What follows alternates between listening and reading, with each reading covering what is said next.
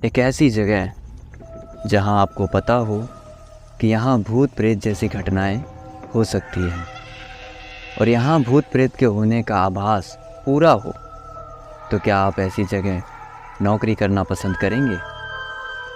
मेरा मानना है कि इन सब से जितना दूर रहा जाए उतना अच्छा, क्योंकि अगर इन्होंने आप तक आने का रास्ता बना लिया तो इनसे दूरियां बना पाना बहुत मुश्किल है, और अगर इन्होंने कभी अपने होने का एहसास करवा दिया तो पैरों तले ज़मीन खिसक जाएगी।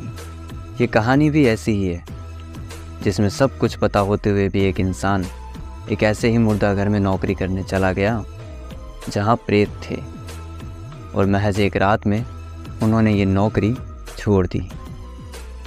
स्वागत है आप सबका एक और भूतिया कहानी में। आप सुन रहे हैं जेएस डायरी। मेरा नाम है आकाश।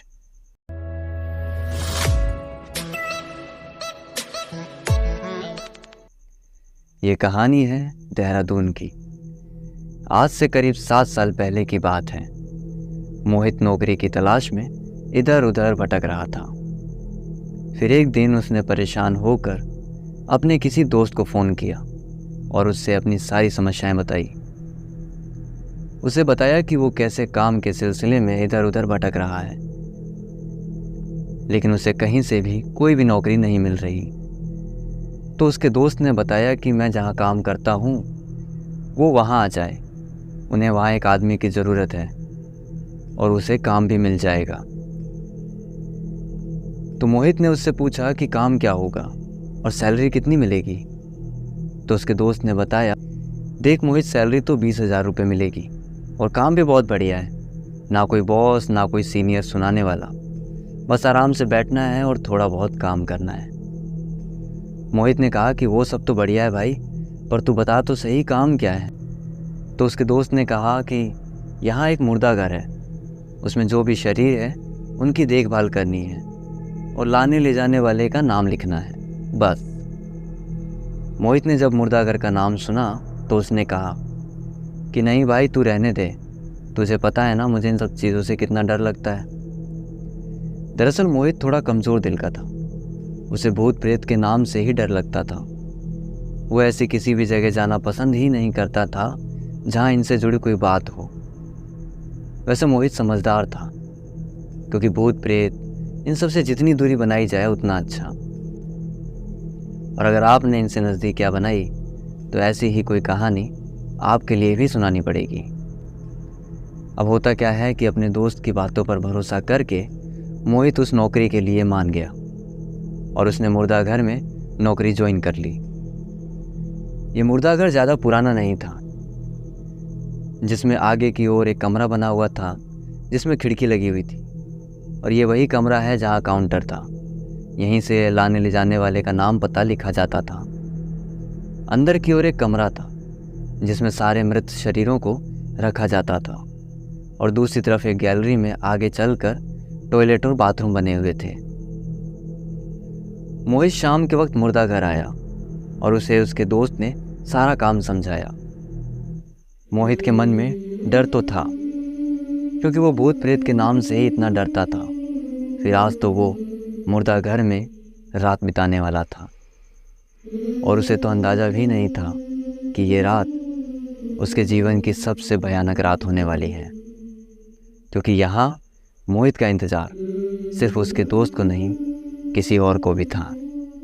मोहित ने अपने दोस्त से कहा कि यार मुझे डर लगता है, तू भी यहीं रुक जाना, बस आज की तो बात है, कल से मैं अकेला काम कर लूँगा। तो उसके दोस्त ने कहा कि मुझे 8 साल हो गए यहाँ काम करते करते, यहाँ ऐसी कोई बात नहीं हुई जिससे तुझे डर लगे, और तू अकेला नहीं है, यहाँ मनोज भी आएगा तेरे साथ ड्यूटी पर, तो डरने की कोई बात नहीं है, वो भी थोड़ी ही देर में आने वाला है, और वैसे भी यहाँ कोई भूत प्रेत नहीं है, तो तू डर मत। ये तो बोलकर निकल गया, लेकिन मोहित के मन में डर अभी भी है। मोहित काउंटर वाले कमरे में बैठा बस मनोज के आने का इंतज़ार कर रहा था, और इस इंतज़ार में रात के 10 बज चुके थे। मोहित उठा और अपने बैग से पानी की बोतल लेने के लिए मुड़ा कि तभी दरवाजे को किसी ने तेज़ तेज़ पीटना शुरू किया।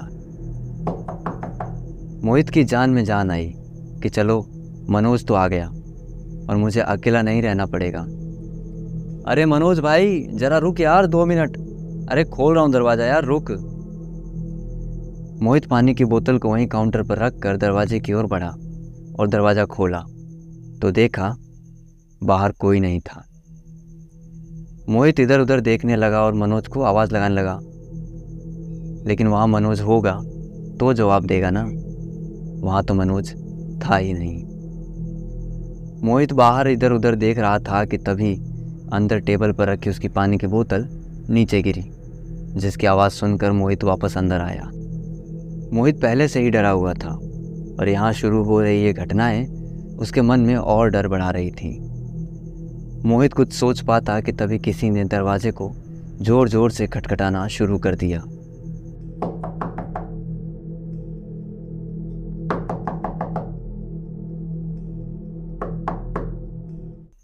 लेकिन इस बार मोहित ने दरवाजे को बिना खोले ही खिड़की से बाहर की ओर देखा, लेकिन इस बार भी दरवाजे पर कोई नहीं था। लेकिन दरवाज़ा लगातार खटखटाया जा रहा था।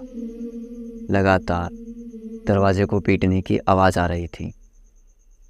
यहाँ मोहित अब 2 कदम पीछे हट चुका था और जल्दी से अपने मोबाइल की ओर बढ़ा और अपना मोबाइल निकाल कर अपने दोस्त को फ़ोन लगा दिया। उसके दोस्त ने फ़ोन उठाया और पूछा कि क्या हुआ, सब ठीक तो है ना। तो मोहित ने सारी बात बताई। तो उसके दोस्त ने कहा कि अरे यार ये मनोज भी ना, इसे कितनी बार समझाया है कि ऐसे मजाक मत किया कर।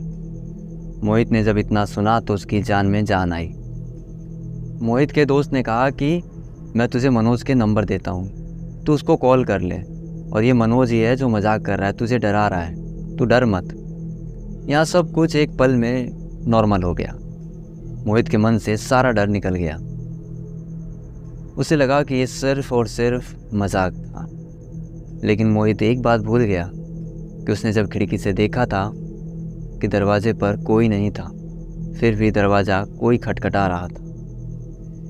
खैर, यहाँ जैसे तैसे मोहित के दोस्त ने बात संभाल ली। मोहित अब मनोज को फ़ोन लगा रहा था, लेकिन मनोज फ़ोन नहीं उठा रहा था कि तभी खिड़की के पास से किसी के हंसने की आवाज़ आई।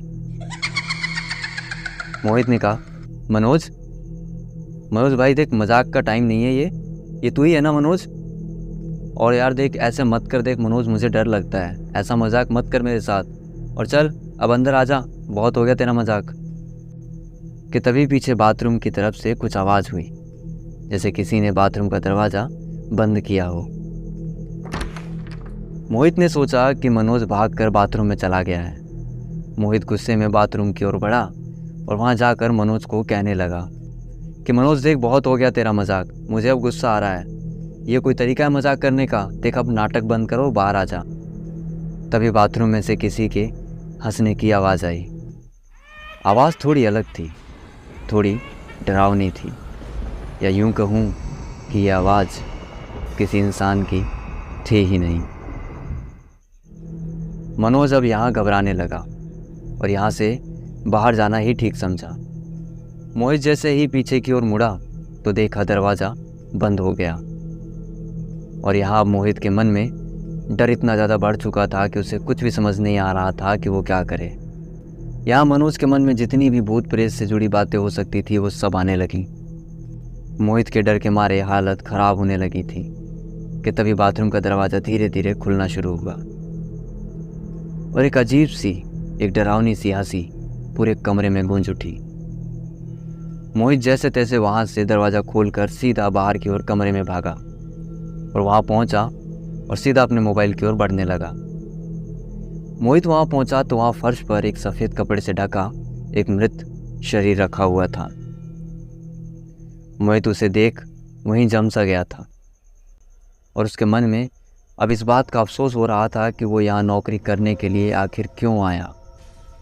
डरते डराते मोहित जैसे तैसे अपने मोबाइल तक पहुँचा और मोबाइल लेकर जैसे ही पलटा तो देखा जो मृत शरीर रखा हुआ था उसके चेहरे से कपड़ा हटा हुआ है, और उसका चेहरा देखते ही मोहित वहाँ बेहोश हो गया, क्योंकि यहाँ मोहित ने उस मृत शरीर में खुद का चेहरा देखा था।